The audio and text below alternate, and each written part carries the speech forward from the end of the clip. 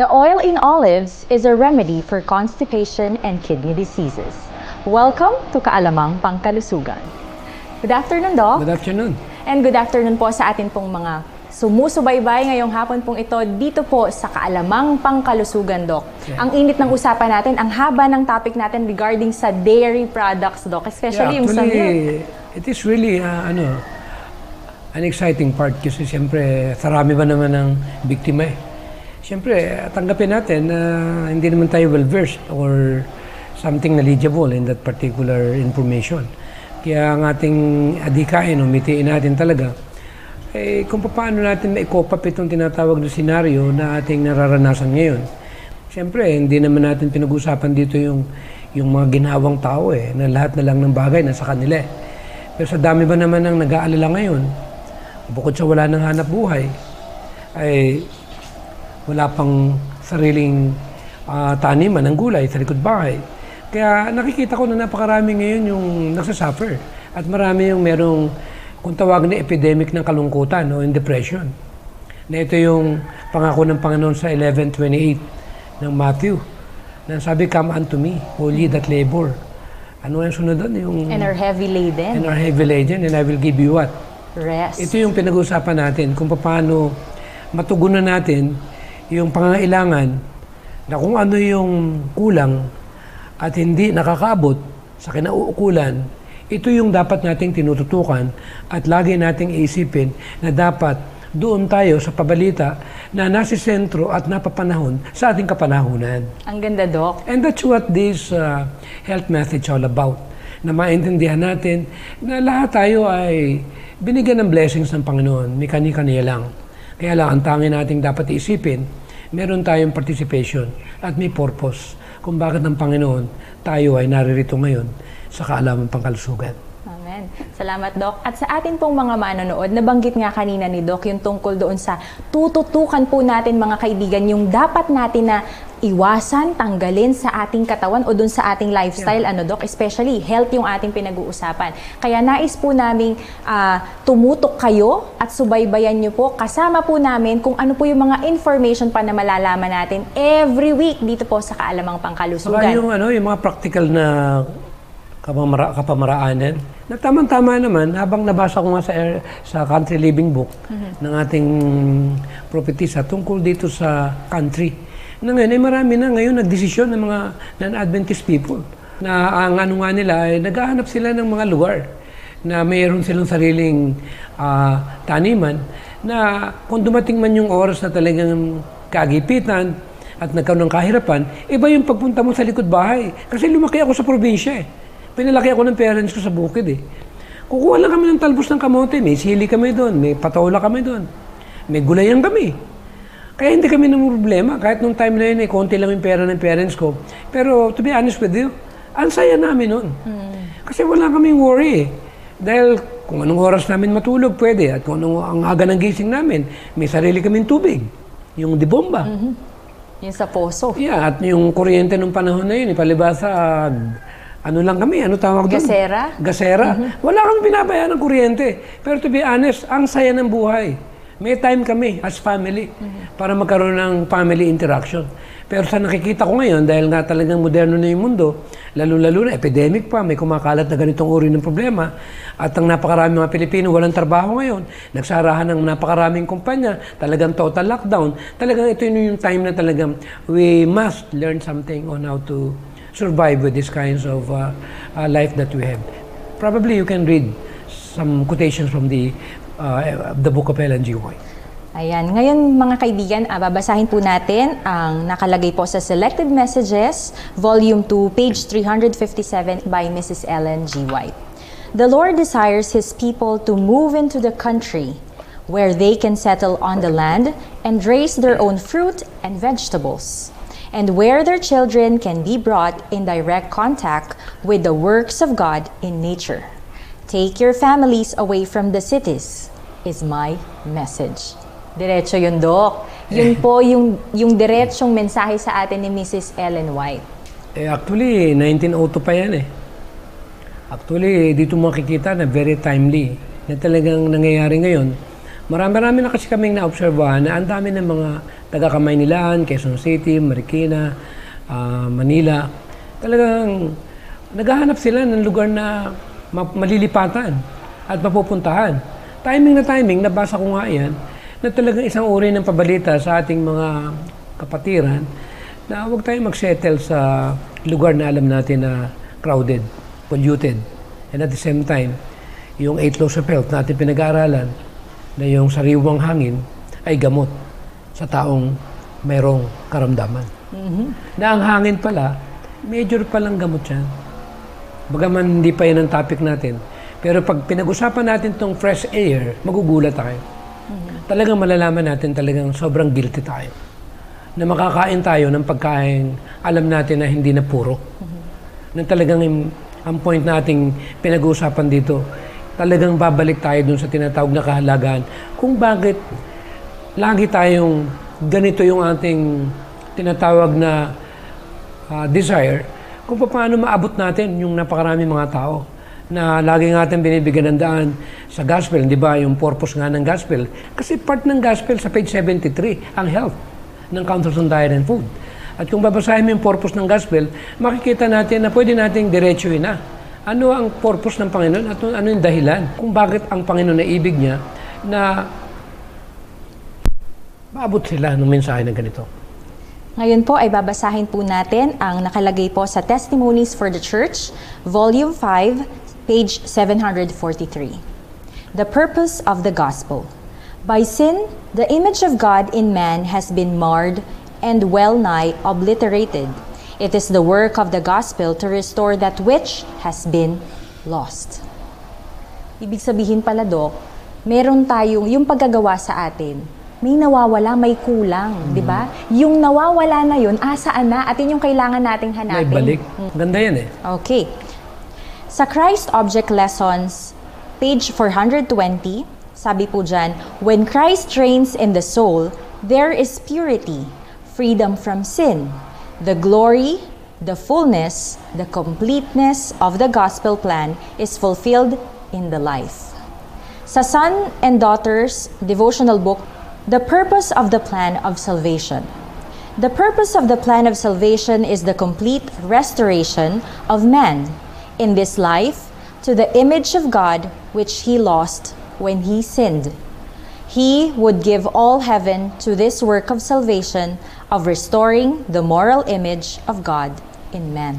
Yun, yung pinaka-sentro na kung pag-aaralan natin ang Book of Revelation o yung Genesis to Revelation, itong Story of Redemption at itong Step to Christ, Desire Pages, makita natin na sum up ito sa isang uri ng produkto na ang purpose lang pala talaga nito ay muling mapatunayan ng Panginoon yung nasirang dangal niya na sinagasaan ng kaaway, lalo-lalo na sa kahalagahan ng pagsunod sa kanyang pamantayan o kautusan, na ito yung papatunayan niya na ibig niyang maibalik sa kalagayan ng mga anak niya na binanggit sa Our Calling 154, na nakataya yung dangal niya, nakataya yung kanyang pagka-Diyos dito, na papatunayan niya na muling maibabalik niya ito sa buhay ng mga anak niya.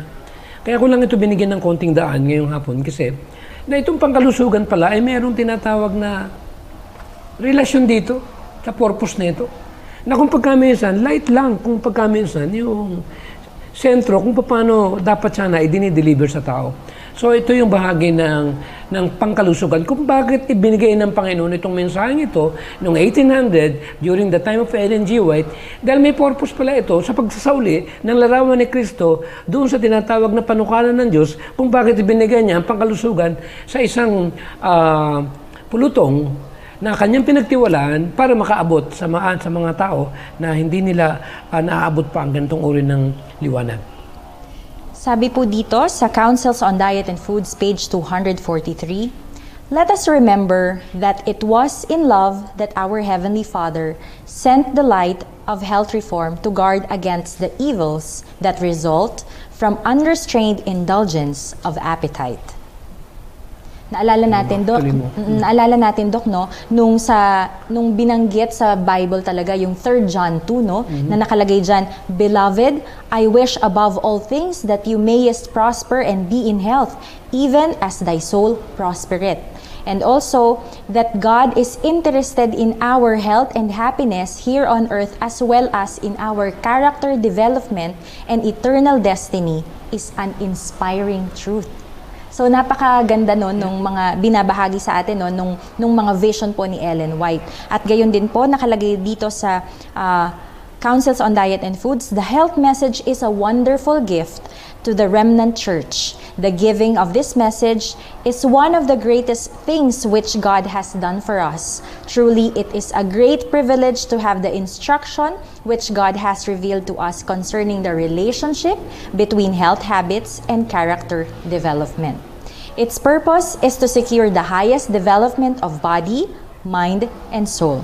Counsels on Diet and Foods, page 457.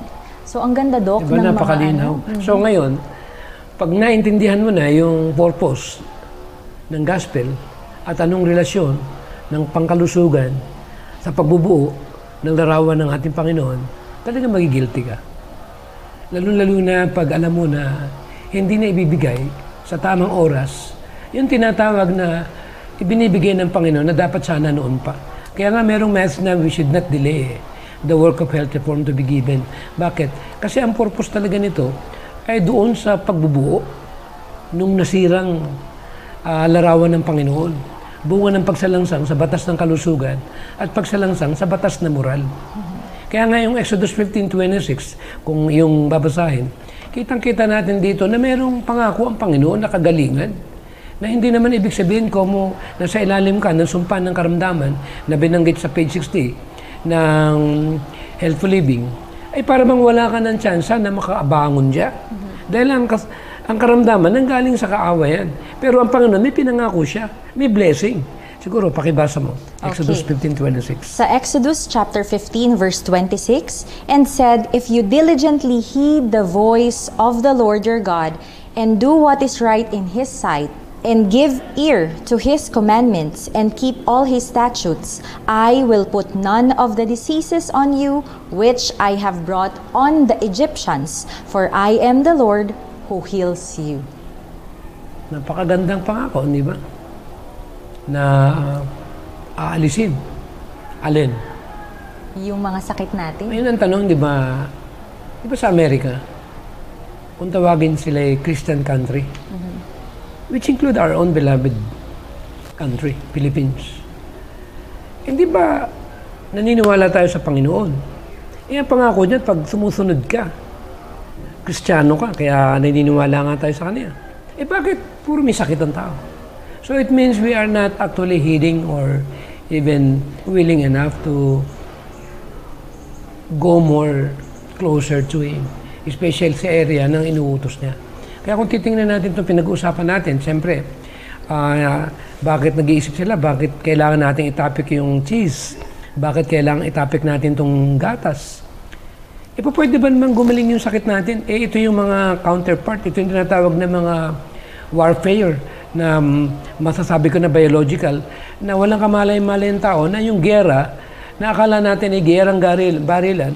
Pero itong gera na tinatawag na mga pagkain na kakalaso ng katawan, ito yung numero 1 na matinding labanan sa ating kapanahonan. Kaya kung titingnan natin Exodus 15:26, sa page 43 ng Counsels on Diet and Food, pinaliwanag doon. Ito sa first na sa 10 Commandments. Yung dalawang yan. Isa lang ang niyan. Ang tinatawag na timbang niya. Na kung pagka minsan nakala natin, nakapokus sa 10 Commandments, pero pwede tayo magpakamatay ng hulugan.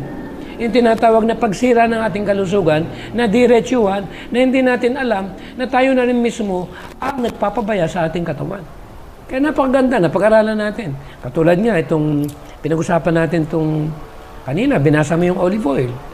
Siyempre, sino ba naman sa mga ordinaryong tao ang nakakaalam na kahit sa propetisa natin na napakatagal ng panahon, ay pinakita sa kanya sa vision kung anong benefit itong olive oil. Kaya ngayon, Doc, ang ating topic, mga kaibigan, ay laxatives. At magfo-focus tayo doon sa binanggit nga kanina ni Doc, na kinote din po natin sa Councils on Diet and Foods na tungkol sa mga healthy na taba. And I know and for sure na lahat po tayo mga kaibigan ay gusto nating malaman at gusto natin na yung taba na healthy ang ipasok natin sa ating katawan, di ba, Doc? Okay, so ngayon, Doc, kaganda nito. Siyempre, comes from the Lord. Kaya all we have to do is just to listen and obey. Kaya may tinatawag na trust and obey. Paano mo mapapatunayan na nagtitiwala ka sa mensahe na binibigay niya? Hindi mo naman inu-obey. Pag sinabing pananampalataya, manampalataya ka doon sa nakalagay. Hindi yung by faith, by emotion, or by feeling that I accepted Him. No, it's not the way it is. Pag sinabing faith, maniniwala ka sa instructions niya. Napakalinaw na ang pinanggagalingan ng karamdaman, bunga ng pagsalangsang sa utos. Na yung utos na ito sa page 43 ng Councils on Diet, utos ng pangkalusugan ito at utos ng moral. Dalawa yan. Iisang author niyan na hindi pwedeng paghiwalayin yan. Dahil ito yung pinakasentro ng gospel para maibalik muli yung tinatawag na righteousness na nawala sa tao, bunga ng pagsalangsang doon sa kanyang katuwiran. Kaya pag pinag-usapan natin righteous by faith, makikita natin ito. Na righteous by, ang meaning ng righteous by faith means obedience by faith. Kasi righteousness, doing right, following the right thing, following the Word of God, which is the rules of God. Okay, at gusto din po naming ibahagi sa inyo ang nakalagay po sa The Ministry of Healing, page 298. When properly prepared olives, like nuts, supply the place of butter and flesh meats, the oil as eaten in the olive is far preferable to animal oil or fat. It serves as a laxative. Its use will be found beneficial to consumptives and it is healing to an inflamed, irritated stomach. So, ibig sabihin pala, Doc, kung sumasakit yung tiyan natin, dumidighay tayo ng dumidighay, hindi tayo makadumi, lahat pala ito ay magandang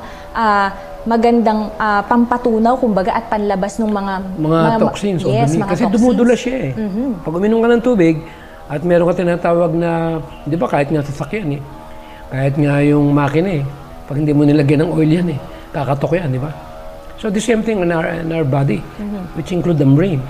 Maraming iba na pag vegetarian, akala nila ganun lang kadali yan. Pag nagkulang ka ng oil sa loob ng katawan, kung tawagin yung essential fats, nadadama yung brain ng tao. Saka dahil pinag-usapan natin ng olive oil, ang pinag-usapan dito hindi yung ginisang olive oil o yung pampipirito mo. Maganda ito kung imimix mo sa salad o kaya naman ihalo mo na lang sa sinigang. Kunyari, luto na. Medyo malamig na. Hindi na siya, wala nang apoy. Para maging lasang malinamnam yung lasa niya. Kaya, actually, itong olive oil, kahit isang kutsara niyan, pwede mong i-take during the meal para talagang maganda yung senaryo ng panunaw. Okay. Pero may good news. Ito palang olive oil. At hinaluan mo ng katas ng lemon. Magandang pagtuno ng taba sa gallbladder. Oh, nako, mga... Ang tawag din gallbladder flushing. Yung may mga gallstone. Okay. Lumalabas siya. Yung olive oil saka lemon. Di ba? Good news. So dito natin makita na may mga natural healing na makukuha tungkol dito. At ang olive oil, hindi lang naman sa iniinom. Napakaganda yan sa buhok. Alam mo yung olive oil na sabon? Yan ang ginagamit nila ngayon. Pero the best one, yung kung gusto mong hindi maglugas yung buhok mo, pwedeng pandagdag. Parang coconut oil, yung olive oil, sa mga maninipis yung buhok. Yung hibla ng buhok nila. Yung medyo nakalbo ng konti. Nakakatulong yan. Hindi lang kasi yung oil niya yung nutrients na makukuha sa kanya, may protein siya. Na match sa protein ng skin protein. Nakaramihan talaga na nagtitik nito. Kita mo yung mga taga Middle East, hindi sila pwedeng walang olive oil. Lagi silang merong olive. Yung mga Italian, lagi may olive yan. Tingnan mo ang bigote nila. Talagang makakapal, no? Makakapal. Yeah. Kaya yung mga kulang sa buhok, olive. Makatulong. Ayan. Salamat, Doc Not. Sa atin pong mga manonood, For sure, kayo po ay nag-aabang din dyan. Pero alam mo ba, Doc, may mga nagtanong sa atin, kaya din tayo nag-come up dito po sa ating pong topic na regarding sa laxative or yung olive oil natin. Kasi maraming mga kaibigan natin na nagsisend sila ng kanilang mga katanungan regarding sa pagfa-flash sa kanila pong gallstone. So, napakagandang good news talaga yan, no, tulong. Doc? Yan ang karamihan ginagamit. Ng mga, lalo na kung hindi pa naman masyadong malala. So, ebit mo kailangan pang magkaroon ng gallstone para mag-take niya. Or bakit kailangan mo pa mag-undergo ng surgery, di ba? Yeah, pangalawa, kaya ka naman nagkaka-gallstone kasi gawa nga ng mga pagkain na mga junk food at mga mamantika. But anyway, siyempre, kaya naman natin dinidiscuss ito kasi ang tanging mitiin lang naman talaga natin dito. Huwag natin kakalimutan yung purpose. Kasi bakala nila, gusto lang natin pag-vegetarianin. No way. Kasi mahirap naman yung pagbe-vegetarianin mo, hindi naman nila alam kung anong purpose ng pagbe-vegetarian. At kung alam mo, yung purpose ng pagbe-vegetarian, yun pala may relasyon dito sa pagpapakabanal, may relasyon pala ito sa larawan na nawala, na katulad ng larawan na ugali natin Panginoong Hesus na gusto niyang maibalik, na hindi pwedeng mangyari ito hanggang di tayo nagsisimula sa simula. Ibig sabihin, ang kalusugan dapat maibalik. Kasi hindi ka pwede maging healthy holistically. Kaya nga sa page 37, if I'm not mistaken, it is sin to be sick. Page 31, I'm sorry. Ng Councils on Health. Councils on Diet. Councils on Health. Councils on Health. So, ibig sabihin, kasalanan pala ang karamdaman. At malinaw naman sa Chapter 5 ng Healthful Living, ang karamdaman naman ay pagsalangsang sa 8 laws of health. At ang pagsalangsang sa 8 laws of health, ang nagiging bunga nito ay yung curse, kung tawagin ni maagang pagkamatay. Na kailangan pala, bago dumating natin Panginoon sa Kristo, na lagi kong binabanggit yan sa mga nakaraan, ito pala yung frontliner. Ito pala yung kumagasana yung mga first line defense. Di ba may barrier, may innate, at may tinatawag na adapted immune system. Ang first line defense ng ating iglesia at para maibigay sa mga tao, itong tinatawag na prevention o bakuna. Ito yung bakuna natin, number 1, 8 laws of health. Kahit magbakuna tayo, ang lifestyle mo naman, taliwas dun sa rules ng ating Panginoon. And you are just fooling around yourself. And I'm here to just open up the way so that our people might understand that we have something to do, especially with people out there who are needing our help, especially in the area of this preventive procedure. And that's what this health message all about. We are encouraging each and every one, all of our viewers, all over the Philippines, or even all over the world, that it is really a high time for God's people to work together and be united and to do the work. Nothing personal. Nothing personal. Ang ating point dito, gaano karami ang gumagato sa hospital. Samantalang ang Panginoon ay merong gamot. Yung first line defense, 8 laws of health. Amen. Alam mo ba kung bakit ko nasabi yan? Bakit, Doc? Takot palang virus o bakterya sa sikat ng araw.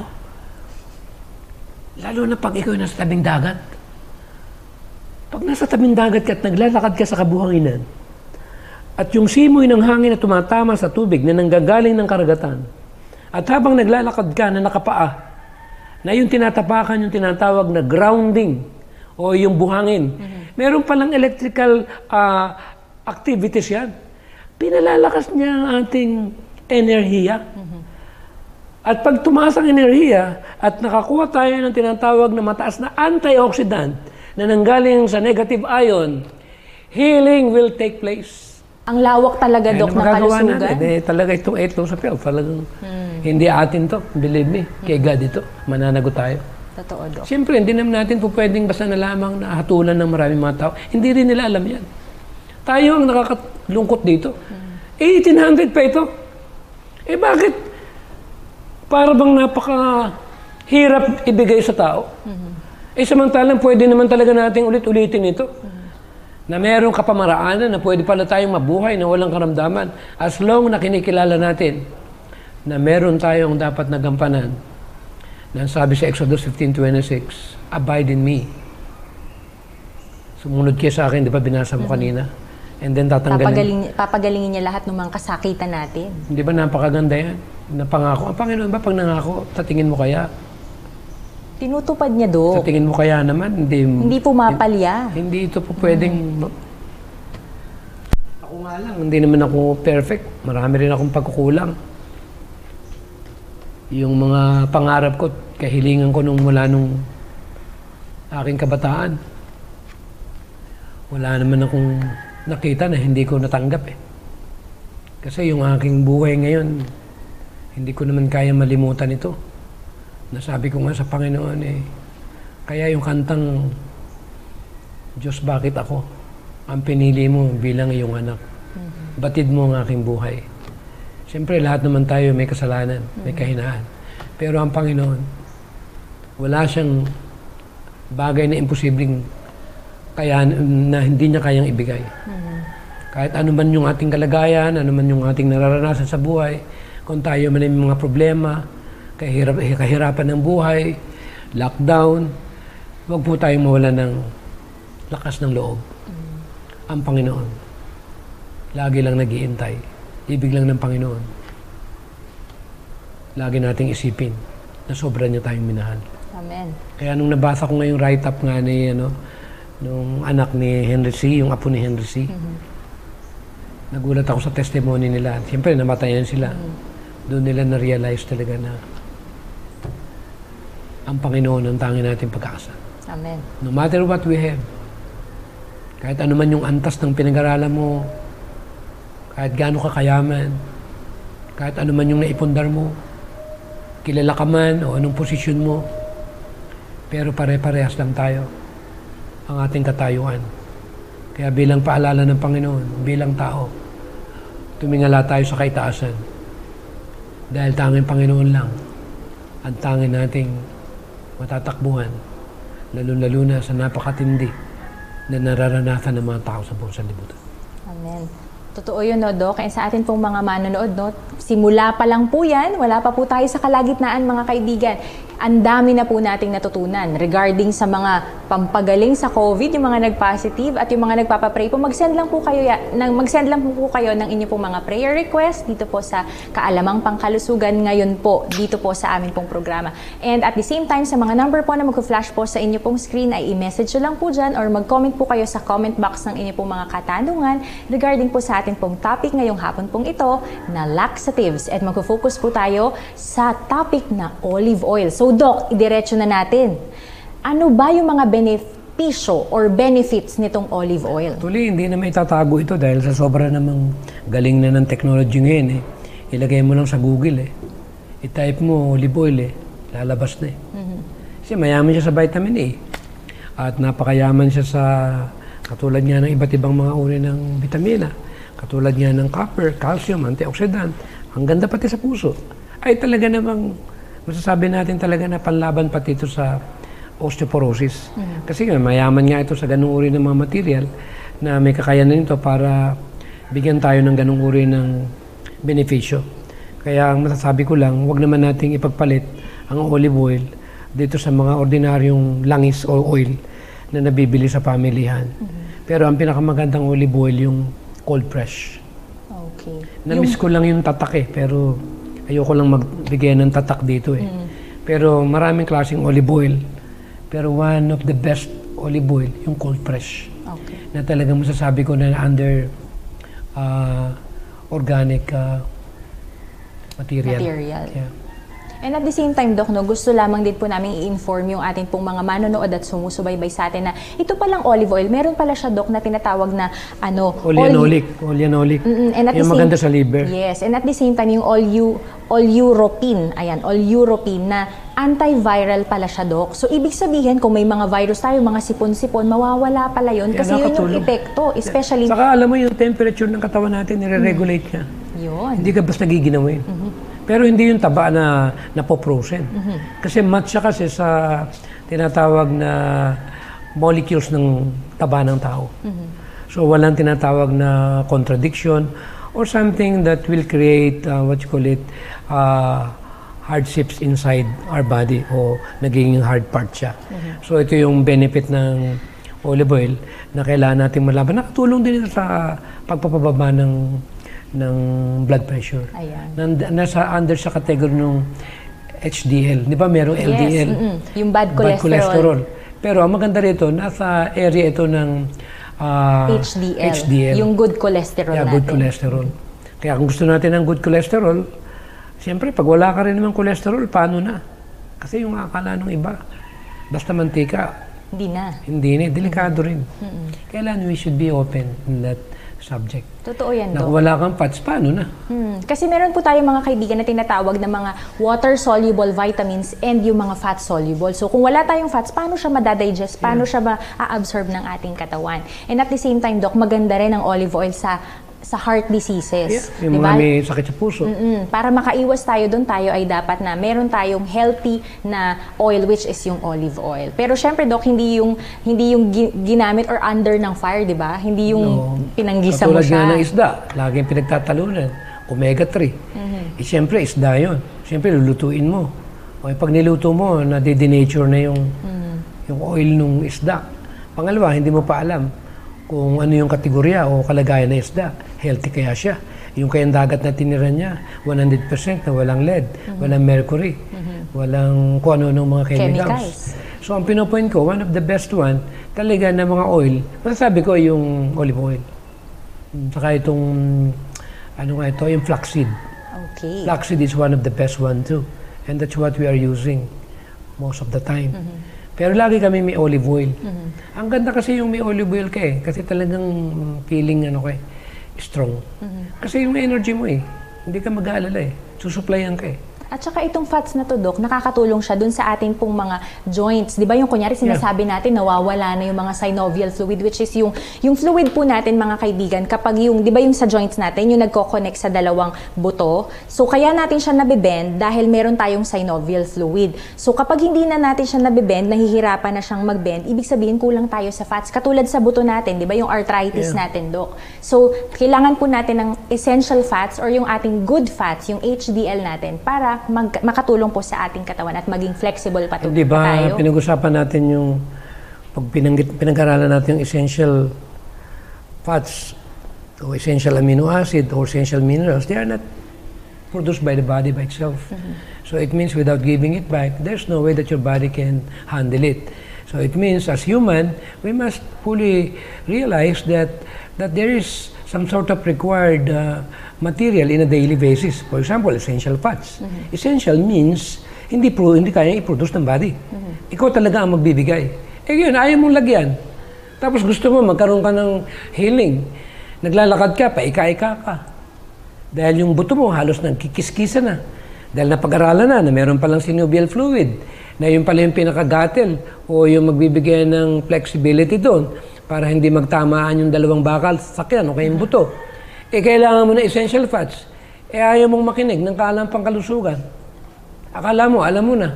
Yan ang problema ng tao ngayon sa buong mundo. Kung mo matataas ang pinag-aralan, pero pagdating sa mga simpleng kaalaman, kung pagkaminsan, ito yung nagiging dahilan na hindi nila ini-enjoy ang kanilang buhay. Alam mo ba na ang isang tao na may nararamdaman sa katawan? Believe me, laging mainit ang ulo niyan. Paano ka makaka-develop ng karakter ng Panginoon? Yan ang Panginoon ng ugali ng Panginoon, mapagpainuod, mapagpatawad, slow to anger. Pag may sakit ka, masama agad ang pakiramdam mo. Kaya pala, ayaw ng Panginoon ng karamdaman dahil yan pala bigay ng kaawayan. Kaya pala binigay ang 8 laws of health at ibinigay itong tinatawag na nutrition sa unang-unang batas ng pangalusugan para malaman natin ang olive oil ay part ng nutrition. Amen? Amen. Yun lang, as simple as that. Totoo, Doc, no? Yeah. And at the same time, Doc, sa atin pong mga manonood na nanonood ngayon, hapon ito, ay meron po tayong ibabahagi sa atin pong lahat na mula po sa Harvard Health Publishing dahil meron po silang kinandak na isang study noong October 2018. And ang sabi po dito, the main health issue with dietary fats is how they influence cholesterol levels. Okay? Pero pakinggan po natin mabuti. Consuming high amounts of saturated fat produces more LDL or yung bad cholesterol natin, which can form plaque in the arteries and increase your risk of cardiovascular disease and stroke. So malinaw, Doc, di ba? Malinaw. Harvard. Malinaw na talagang itong mga saturated fats or yung mga bad fats pala natin, yun doon tayo dapat umiwas kasi nagke-create siya ng yung mga namumuo. Saan manggagaling yun? Yung LDL na yan. Alam na naman natin yan. Diniscuss na natin yan. Totoo, Doc. And at the same time, binanggit po dito ni Dr. Vasanti Malik, a research scientist in the Department of Nutrition at Harvard's School of Public Health. Ang sabi niya po, your body needs a regular intake of fat. So tama, 'di ba, Doc? Na talagang yung sinasabi ni Ellen White, 'di ba, sa 8 laws of health natin, kailangan natin ng fat. And at the same time, sabi po dito, dietary fats are essential for maintaining good overall health, especially as we age. Kasi nga naman, Doc, di ba, nawawala eh. Ginagamit natin yung mga fats na nagpo-produce ng mobility sa atin para maging flexible. Okay. And at the same time, isa pa din pong study ang nabanggit ng Harvard Health Publishing. Sabi dito, in comparison, okay, ito na, the unsaturated fats or the good fats, yun pala, yung unsaturated fats, yun pala yung nagre-raise ng HDL or ng good cholesterol level natin sa katawan. And at the same time, the good fat picks up the excess bad fats. 'Di ba? Dati, Doc, na-explain mo na 'to, 'di ba? Na binibitbit nitong mga good fats yung mga bad fats at fina-flush na 'yon sa ating katawan, 'di ba? Para ma-remove siya. So kailangan pala natin 'to. And it says here that you want to have high HDL to LDL ratio, and unsaturated fats can help with this. So, yun yung sinabi ni Dr. Malik. So, ibig sabihin, kung gusto natin na ma-flush out yung ating pong mga bad cholesterol, kailangan natin kumain or mag-intake ng mga good fats, which is, katulad ng olive oil. Pero alam mo ba na may katapat din naman ng olive oil sa atin? Ayan, ano yun, Doc? Yun yung ating extra virgin cold pressed coconut oil. Hindi rin pala pauhuli yan. Kaya ako naman sa umaga, sinisiguro ko, alam mo, isang buko, kakayurin ko yan. Kasi nandun yung good fats umaga eh. Kaya nasama ko yun sa kamote. Hindi ako pwedeng walang buko. Dahil itong buko para sa akin, gift ng Panginoon ito. Tree of life. Totoo, Doc. Hindi pa tayo dapat magpasalamat sa Panginoon? Kung wala kang pambili ng olive oil dahil medyo mahal, ay meron namang buko eh. Pangalawa, ang tanong dito, sino ang nagpatubo nito? At sino ang lumalang? Meron bang taong kayang mag-manufacture o kaya naman gumawa ng buko para itanim? Wala! Ngayon ang tanong, sinong re-recognize natin dito bilang mga tao sa sanlibutan ito? Huwag naman tayong malimutin. Ako, kahit ako'y ganito lang, hindi ko kayang malimutan yung una, pinanggalingan natin. Hindi tayo lumalang sa atin. Pag tumingin ka sa nature, paano lumalaki ang mga halaman? Paano nami-maintain yung sikat ng araw? Paano natin nakikita ang iba't ibang uri ng kulay, mga bulaklak sa paligiran? Isang bagay na nakapagpapadurog ng puso ng isang tao na kumikilala na hindi naman natin kayang gawin yan. Pag tayo nahamugan, at tayo sinisikatan ng araw, at tayo nakakaramdam ng hangin na nagpapasarap ng ating pakiramdam, enough na para magbigay tayo ng kaisipan that there is God. Amen. That loves us so much. And that's what health message all about. Part ng health ito. Na itong kapaligiran o itong tinatawag na natures of health, itong tinatawag na 8 laws of health, talagang regalo ng Panginoon ito. Talagang pasalamat tayo. Dahil meron tayong knowledge na siya nagbibigay sa atin ng kalayaan na mabuhay tayo ng may kaligayahan, kapayapaan, at matuto tayong bumalik at kumilala sa pinagmulan. Amen. Ang ganda nun, Doc, no? At sa atin pong mga manonood, nais din po naming ibahagi sa inyo na ito kasing kalikasan natin, yung 8 laws of health, lahat ng mga nakikita natin, lahat ng pag-aari natin, kung ano pa yan, kung gaano karami, kung gaano kalawak man yung lupain mo, lahat ng yan ay regalo sa atin ng Panginoon. Galing talaga sa ating Creator, di ba? Yung ultimate Creator natin. Kasi no one can invent the fruits that we have. No one can invent coconut, di ba, Doc? Walang ganun. Only saraw, di ba, dito sa atin sa Pilipinas. Ang saraw ang inimbento ng isang Pilipino, isang jeep. Pero yung kalikasan natin, kaya lang natin magtanim. Tayo ay mga yung steward. Yung pinanggalingan ng saraw, yung pambakal na ginamit, siyang galing. Diba? Totoo yun, Doc, hindi rin diba? doon sa mismong taong gumawa niya. Yes. So, kaya napaka-importante po na malaman po natin kung sino talaga yung nag-create po sa atin. Ibalik natin doon sa talagang otoridad. Ibalik natin doon sa talagang dapat tumanggap ng papuri at papuri pasasalamat. at pasalamat. No, Dok? And at the same time po, balikan naman natin mga kaibigan kasi meron pong isang study about Alzheimer and dementia. Sabi po dito, a study in 2015 says, look at more than 900 people ages 58 to 98. So this is a study who filled out food questionnaires and underwent repeated neurological testing. It found that those whose diets most closely followed the MIND recommendations had cognitive function equal to that of a person more than 7 years younger. Isipin mo, Dok, 58 to 98 years old, yung nag-conduct ito pong study na to, nag-underwent sila ng study from 58 years old to 98 years old. Pero, nung nagkaroon na sila, nung meron ng resulta, yung pinaka-study na ito, ay parang kasing yung tibay nung kanilang, yung sharpness nung kanilang cognitive level ay parang 7 years younger. So, di ba, doon natin mapapansin talaga kung gaano kagaling talaga kapag meron tayong mga diet na sinusunod at ano yung diet na yon, kailangan natin malaman. So, ituloy po natin. The association between healthy fats and healthier brains may be related to inflammation. Diets high in saturated fats appear to raise inflammation while eating unsaturated fats can dampen the inflammatory response. And sino nagsabi nun, Dok? From Harvard Health Publishing. So, ang dami na pong mga studies na malalaman natin kung ano talaga yung mga good fats and ano yung mga bad fats natin. So, Doc, napaka-importante din talaga na malaman natin yung mga sources nito, and yun yung mga example nga ni Doc kanina na sinabi niya yung fresh cold na coconut oil natin, no? Yung olives natin, yung flaxseed oil. So, napaka-important. Yes, yung buko pa. Kaya talagang blessing talaga ito eh.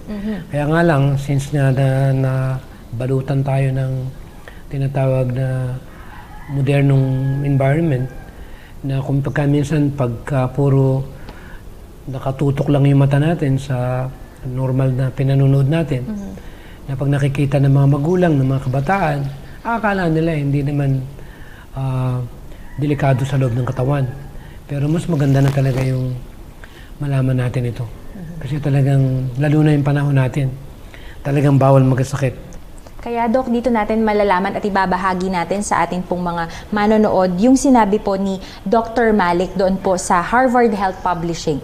Dr. Malik suggests it's easier to focus on quality and not the quantity. Add more foods with unsaturated fats and polyunsaturated fats, which is yung mga good fats natin, no, Doc? And sabi niya dito, add this mono and polyunsaturated fats to your diet and stay clear to those with saturated fats. Ibig mo sabihin, Dok, para mo kasing niloloko yung sarili mo na kumakain ka ng, yung sinasabi mo nga, Dok, na yung saging, pwede mo namang ilaga o pwede mo na siyang kainin ng hilaw na. Diba? Pero yung tipong, hindi naman po yung hilaw talaga na hindi siya hinog. Yung hinog na, pero hindi mo siya niluto, kumbaga. Kasi meron talaga yun na talaga, banana Q na tinuhog mo na, di ba? Minantikaan pa, Dok. So, pinirito ingat mo na, tayo. Hindi, sukalan mo na. Pinirito pa. Hindi ka pa nasiyahan, nakontento. Tinuhog pa. Eh, ang point doon, kawawa naman yung saging. Samantalang pwede nang balatan mo na lang. Tapos kainin mo na siya. Totoo, Dok. So, ito yung tawag ko nga dito sa ating mga Pilipino, pakialamero. Tapos na. Bakit? Ikaw pa kunyari, pumunta ka sa isang handaan. Pagdating mo, nakahain na yung pinaghirapan na in-ready na para sa'yo. Tapos pagdating doon, kinuha mo, minodify mo.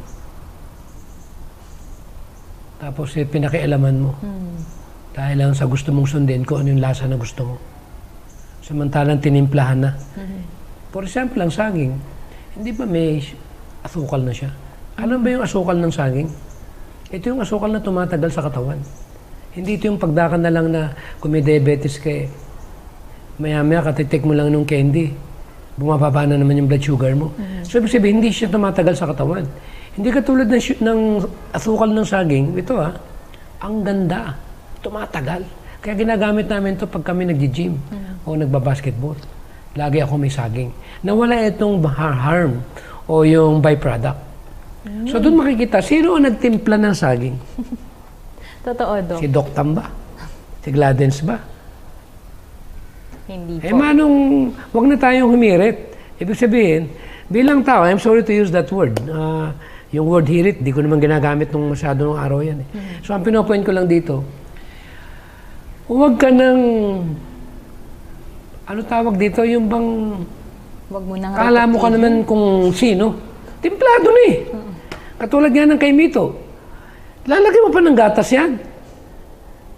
Eh, samantalang, kayurin mo na lang mismo ron, ready to go, kakainin mo na lang. Sisirain mo pa yung timpla. Kaya bilang mga tao, nasisira tuloy yung kalusugan. Dahil hindi marunong magpasalamat kumilala na ang Panginoon ang nagpatubo at nagtimpla. Di ba nangyari yan sa bansang Israelita? Timplado na. Galing ng kalangitan, umuulan ng mana. Alam ba yung lasa daw nun? Masarap daw yung lasa eh. Pangalawa, lahat ng sustansya nandun na.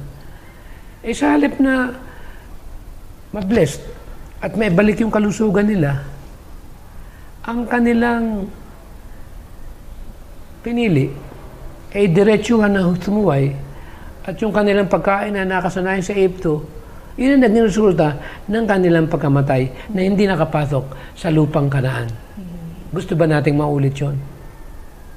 Na binigyan tayo ng fruits, nuts, grains, and vegetables. Contains all the food elements that the body need. Na wala ka nang hahanapin pa, na kulang na sustansya. Basta ang importante lang by faith. Kaya nga, ang sabi nga sa kanta, paborito ko ito eh, trust and obey. And obey. Alam mo yung kanta ngayon, pag kinakanta yun, kuminsan napapaluha ako eh. Kasi napakaganda ng meaning eh.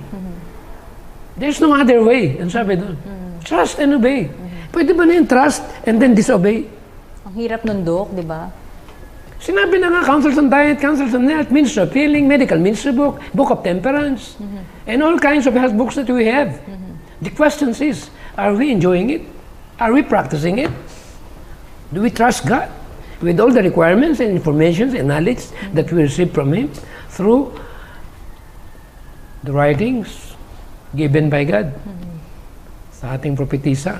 Kaya kung tayo magkakaroon ng ganong kaisipan, na sabi nga eh, sumunod at kilalanin natin na hindi mabubuo ang purpose ng Panginoon na kung paano maibalik yung kanyang larawan, kung hindi natin tatanggapin yung ibinigay na mensahe, na ano yung dahilan din kung bakit ibinigay yung health message na binasa na. Siguro, pakibasa mo nga yung sa health, yung huli mong binasa as we get close to our study this afternoon. Ang sabi po dito, God is interested in our health and happiness here on earth, as well as in our character, development, and eternal destiny, is an inspiring truth. Beloved, I wish above all things that thou mayest prosper and be in health, even as thy soul prospereth. 3 John 2. Let us ever remember that it was in love that our Heavenly Father sent the light of health reform to guard against the evils that result from unrestrained indulgence of appetite. Counsels on Diet and Foods, page 243. Ang ganda, Dok. Parang gusto ko na lang ulit-ulitin yun kasi talaga yung pangako ng Panginoon na gusto niya talaga na magkaroon tayo ng isang magandang kalusugan. Kaya sa atin pong mga manonood ngayon hapon pong ito, ay kung meron po kayong mga katanungan, ay maaari niyo po yung isend po dito po sa Kaalamang Pangkalusugan at mag-comment po kayo ng inyong pong mga questions, prayer requests, or mga suggestions po sa mga topic po na pwede po nating i-discuss dito po sa atin pong programa. At sa mga numbers po na mag-flash po sa inyong screen, ay maaari niyo po diyang isend ang inyong pong mga questions or mga suggestions. So ngayon, Doc, ito yung huli nating ibabahagi sa atin pong mga kaibigan, no, na nakalagay po dito, according to Journal of the American College of Cardiology, a recent study looked at adults in the United States and found that replacing margarine, which is na topic na natin, butter, or mayonnaise with olive oil was associated with reduced cardiovascular disease. O, di ba, Doc? Diretso yon. And at the same time, this is particularly notable because Americans tend to consume less olive oil than our European counterparts, which is true kaninang in-example mo, Doc, no? And at the same time, sabi po dito, they compiled a data from a variety of trials, which is yung coconut oil. And at the same time, yung ating olive oil, di ba? Which is maganda nga naman talaga at nakapagpapapayat ito, Doc. Meron pang avocado. Ay, totoo, Doc. Napakaganda rin ng fats ng avocado. Yes, yung avocado din. So, isa din siya sa mga sources ng ating essential fats. So, Doc, parang ang haba talaga ang haba ng usapan natin tungkol sa mga essential fats. Pero alam niyo po mga kaibigan, ito na ang panahon na hinihintay niyo na masagot ang inyong mga katanungan. Kaya mag-send lamang po kayo dito po sa ating pong programa ngayon pong hapong pong ito. At bago yan, habang hinihintay natin, Doc, yung ating pong mga katanungan, ay binabati po namin si Pastor Joven Hitosis and Mrs. Elsa Hitosis ng Bicol Region. And at the same time, si Mr. Ben and Mrs. Daisy Relioso ng Goa Camarines Sur, Pastor Garado and Ma'am Nelia Garado. Nanonood po sila sa atin. At gayon din po si Miss Corazon Balmaceda Alcantara. Maraming salamat po sa panonood. Gayon din po si Vivo Nazareth. And si Dr. Camaro and Mrs. Annie Camaro. At gayon din po from Palawan, Nara South, nanonood po sa atin lagi si Mr. Oscar Silencio Waknag. At sa lahat po ng mga sumusubaybay ng programang Kaalamang Pangkalusugan with Dr. Tam and yours truly, ay maraming salamat po. Nawa po ay isama niyo po kami palagi sa inyo pong panalangin at magtulungan po tayo para po sa ating pong mga topics na pwede po nating ibahagi sa ating pong mga kapitbahay, mga kaibigan, mga kamag-anak, especially, Doc, no, sa mga nagkakasakit ngayon. Kaya ready ka na ba, Doc, sumagot ng ating mga questions? Ayan, sa ating pong unang tanong. Oh, parang to, Doc, no? Parang Q&A lang sa'yo talaga. Okay, so ang unang tanong, Doc, ay paano po ito, Doc, yung, kasi kanina, Doc, ay nabanggit mo nga, Doc, na meron talagang brand, no, na talagang pure, na authentic talaga. Kasi ang tanong niya dito ay, paano po malalaman kung authentic ang olive oil? Marami na rin po kasing peke. Paano kapag ganun, Doc? Siyempre, kailangan din natin alam din kung ano yung brand. Siyempre, since nga na nasa media tayo, siyempre, it might probably create some commotion, disobeying the normal rules. So, pero marami naman po na mapupuntahan tayo ng magagandang quality ng olive oil. Okay. So, titignan din siguro natin kasi may ibang mga olive oil, Doc, no, na meron silang saturated fats. Padala nila yung cellphone number nila. Okay, tapos i-text na lang natin. Magte-text brigade tayo sa kanila. Ayun. Okay, so mga kaibigan, sa nagtanong po, ihanda nyo na po at i-text nyo po sa amin. Lang tayo sa rules. Yes, totoo yun, Doc. And at the same time, sabi po dito, question po dito, Doc, which is better, corn oil or canola oil? Baka namamahalan, Doc, sa ating olive oil. Kung tatanungin mo, mas pipiliin ko na yung konting mahal kasi medyo questionable din eh. Hindi natin pwedeng i-down yung isa o i-down yung isa. Sige, yan nyo lang yung cellphone number ninyo and then pasabihin namin sa inyo kung alin yung mas maganda. Okay, ayan. Ito, Doc, pwede rin po ba ang natural remedies kahit na 3 years nang nagdadialysis? Yeah, wala namang huli. Habang buhay, may pag-asa. Di ba sinabi ko nga na every 3 months, nagpapalit ang blood, 6 months ang tissue, 1 year ang brain. Eh yung brain niya, 1 year, nagpapalit eh. Ay ikaw naman, 3 taon ka pa lang namang, ang unang dapat na unahin, o i-dialysis, ito. Totoo yan, Doc. Sa bibig nang gagaling lahat ng cause ng problema ng dugo eh. Kailangan salain muna natin. Dinadialysis mo yung dugo mo. Tapos kakain ka naman ng mga problema na magiging cause ng dialysis mo.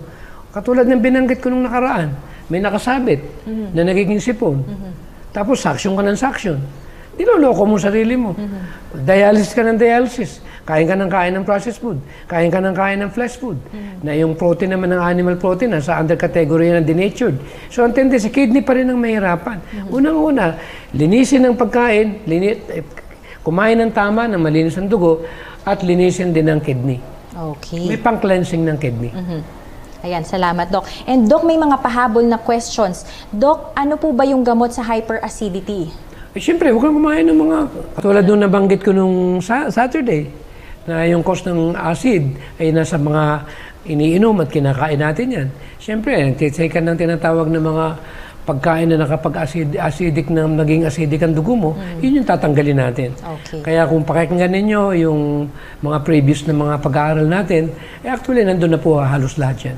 Iwasan ang junk food, processed food, at iwasan ang uminom ng animal milk. Ayan. Maraming salamat, Doc. And sa ating pong mga manonood na nag-send po ng inyo pong ibang mga messages or mga questions po and suggestions po na mga topics ay babalikan po namin yan at sasagutin po namin yan dito po sa Kaalamang At Pangkalusugan. hindi lang yun. Ang maganda rito, total din lang, natatanong kayo, manong mag-vegetarian na? Bakit pa natin pahihirapin ito? Sanayan lang yan. Opo. Actually, ginawa ko yan. Tako ko kaya ng lahat ng mga iyan.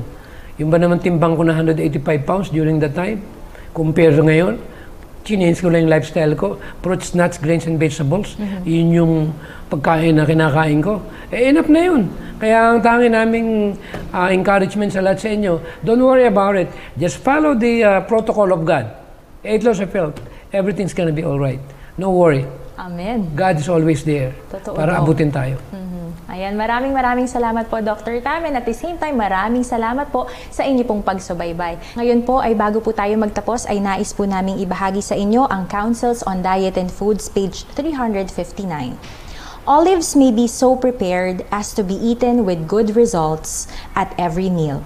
The advantages sought by the use of butter may be obtained by the eating of properly prepared olives. The oil in the olives relieves constipation and for consumptives. And for those who have inflamed, irritated stomachs, it is better than any drug. As a food, it is better than any oil coming secondhand from animals. So mga kaibigan, ngayon po ang panahon para tayo po ay manalangin para po sa ating pong mga kaibigan na nag-send po ng kanila pong mga prayer request. Tayo po ay manalangin. Dakila po naming Diyos, maraming salamat po Ama sa inyo pong kabutihan, sa inyo pong pagsubaybay po sa amin at sa pagbibigay niyo po sa amin, especially po kay Dr. Tam, ng karunungan at katalinuhan mula sa kaitaasan upang ang inyo pong mensahe sa kalusugan, Panginoon, ay maihatid sa buong mundo. Dalangin po namin, Ama, ang mga kaibigan po namin na nag-send po ng kanila pong mga prayer request dito po sa atin pong programa ng Kaalamang Pangkalusugan, lalo na po si Mrs. Elsa Hitosis para po sa kanya pong complete healing and recovery dahil nag-undergo po siya ng surgery sa right eye close angle glaucoma. Gayon din po si Mr. Alberto Basilio, healing po and comfort para po sa kanyang sakit na cancer. Gayon din po Ama, ang isang husband, Panginoon, na may brain abscess, Panginoon, na nasa ospital ngayon, ay dalangin po namin Ama ang inyo pong paghaplos po sa kanya pong ulo at gayon din po sa kanya pong may bahay. Natulungan niyo po sila Ama at gayon din po ang kanilang pamilya sa kanila pong pinagdaraanan. Gayon din po Ama, inilalapit po namin sa inyo ang lahat po ng mga tao na nag-positive, Panginoon, sa COVID at especially, Panginoon, na ngayon ay nagkaroon na naman po ng mga pagsasara ng iba't ibang mga lungsod at syudad po dito po sa Pilipinas at gayon din po sa ibang bansa. Patuloy niyo po, Panginoon, na ingatan kami at bigyan po kami, Ama, ng karunungan mula sa kaitaasan na sundin po ang inyo pong utos na pangkalusugan. Dahil lahat po ng ito ay aming hiling at dalangin sa matamis na pangalan ni Jesus. Amen. So maraming salamat pong muli, Doc, and salamat pong muli sa inyo pong panonood dahil magbabalik po kami next week at subaybayan niyo po ang next episode po namin dito sa Kaalamang Pangkalusugan.